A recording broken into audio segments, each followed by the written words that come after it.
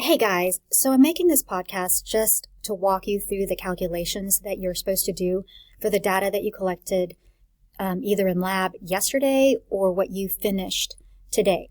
So what I have already typed out there are the measurements that you should have taken during the lab itself. And then everything else you're going to have to do at least some sort of calculation to get. Okay, so let's start this. So remember, you should be doing a set of sample calculations somewhere on that page.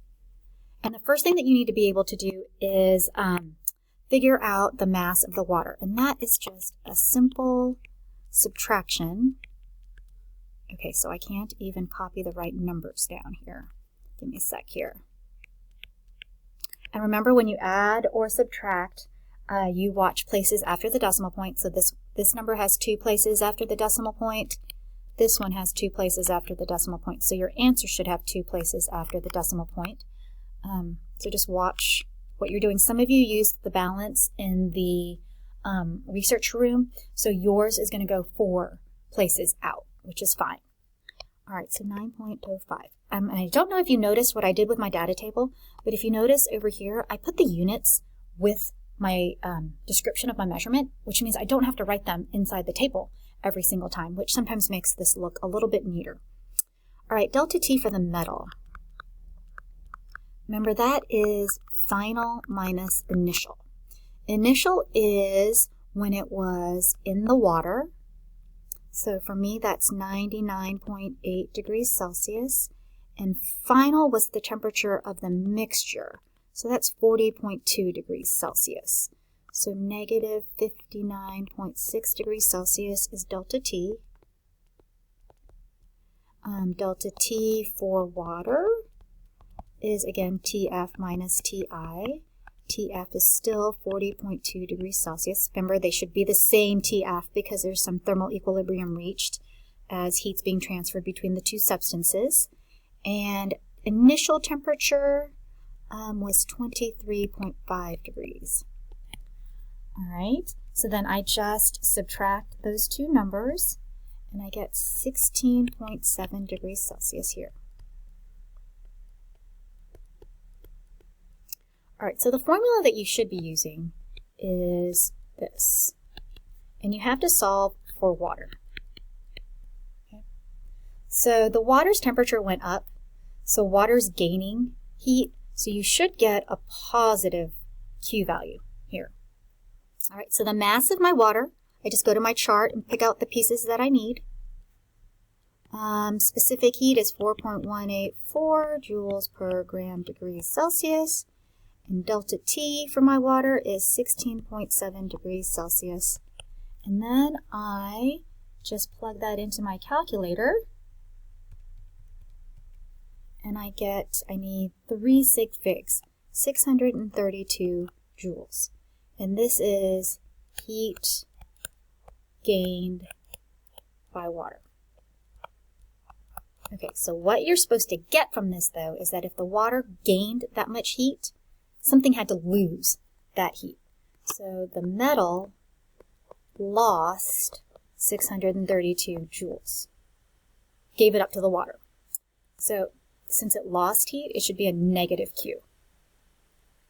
So Q of my metal, and this is Q of water, Q of my metal is negative 632 joules.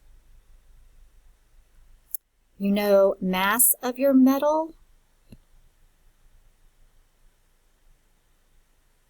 Oh, I forgot to write that down on my chart. So let's add it. You should have taken that measurement, I hope. Mass of metal in grams. And let's say I had 25.26 grams. I'm just making up these numbers, okay? So my numbers are not going to be anything like your numbers. So you have Q equals mCp delta T. So you have Q, which is there, mass, and then you know delta T, so you should be able to solve for Cp. So it's Q divided by m delta T. Q is negative 632 joules. The mass of my metal, I just made up that number, 25.26 grams. my delta T for my metal. That's actually in my chart, negative 59.6 degrees Celsius. And if you look at your units, you get the right units, joules per gram degrees Celsius. So you're just going to plug all of that into your calculator.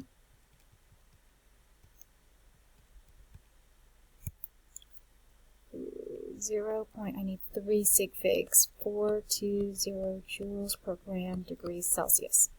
Okay, this number is what the purpose of the lab was. It was to find specific heat of your metal. It turns out that that number is an intensive property, which means it does not depend on how much you have, and you can actually use that number to identify a substance. If I didn't make up my numbers, you could use that and go look on a chart and figure out what metal is silvery looking or whatever your metal look like, and has a specific heat around 0.42, and that would help you identify what your substance was.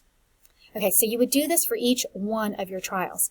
You need to show me work for one full trial, but you do not need to show me work for every single trial that you do. You can just start plugging in numbers, do it on a piece of scratch paper.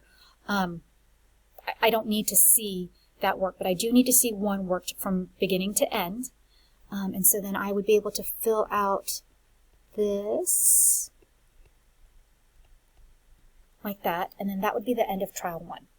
Okay, so my expectation for you guys is that you ran the experiment 3 times and that you get 3 specific heats. If you get 1, or you know what, let's just stop there. Run your experiment 3 times, get 3 different specific heats based on your calculations, and then just stop there, and I'll talk with you about your results on Tuesday. All right, have a great weekend, you guys.